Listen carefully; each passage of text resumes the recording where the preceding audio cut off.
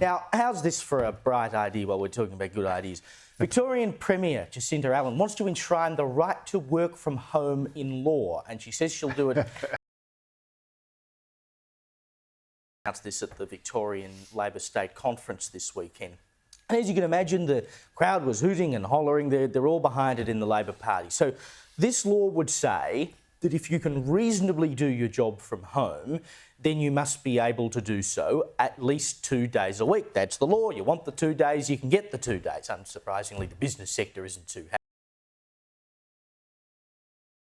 The proposal is a serious government overreach that undermines business autonomy and further jeopardises economic confidence in the state. I mean, once you put this in law in Victoria, Joe, and you say this, you're right, you can work from home if you want, and I mean, all the other states are basically going to have to fall into line, aren't they? Well, that's the worry here. When you said guess which state is about to enshrine working from home in law, you didn't have to guess too hard. It didn't take me 2 guesses, I can promise you that.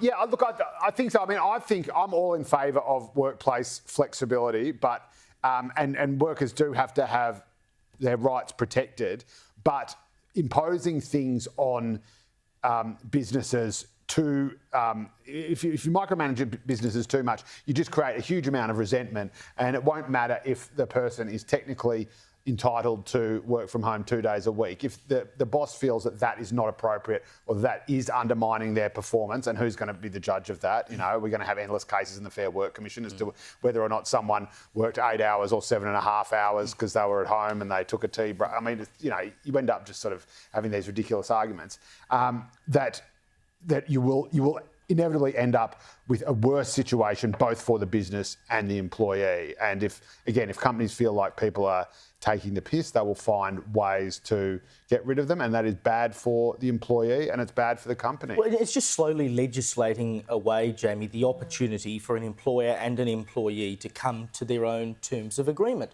If the employer believes that having a team that works together every day is an important part of this job, why should they not be able to say everyone has to be in the office?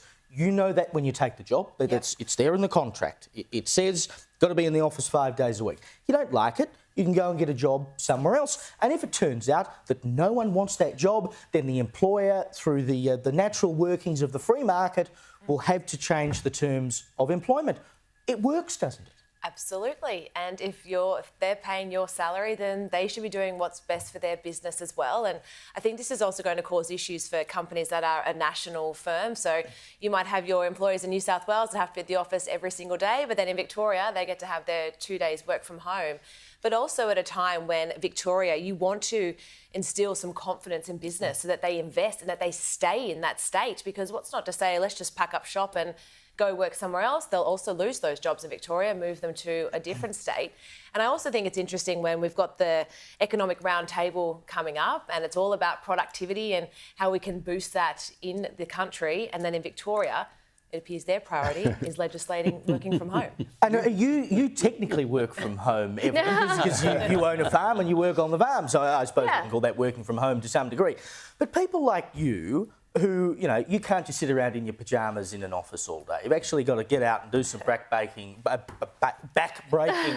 work, right? Yep. And so we'll create, Victoria says, we'll create this right for people to be able to work from home if they have the opportunity to do so.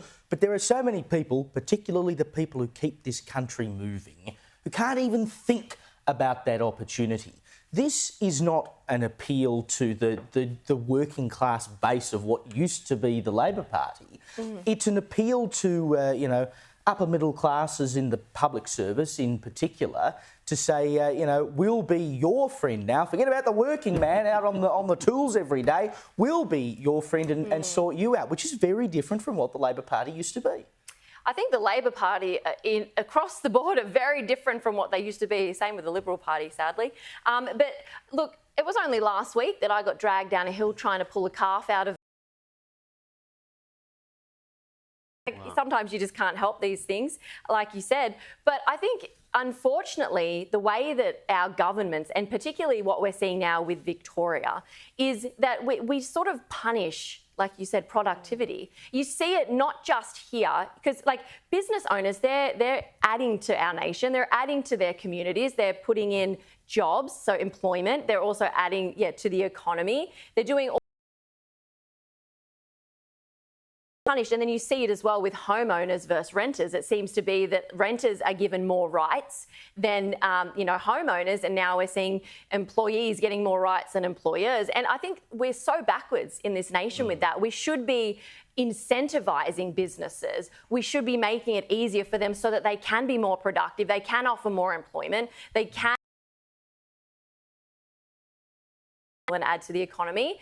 And until we get that right, we're just going to keep hurting the working class people over and over again. But I would push back. I don't know if it's actually the demographic you're talking about, because I know the younger generation, the Gen Zers who are coming up, and sorry Gen Zs if you have more than 2 brain cells watching, but I do feel like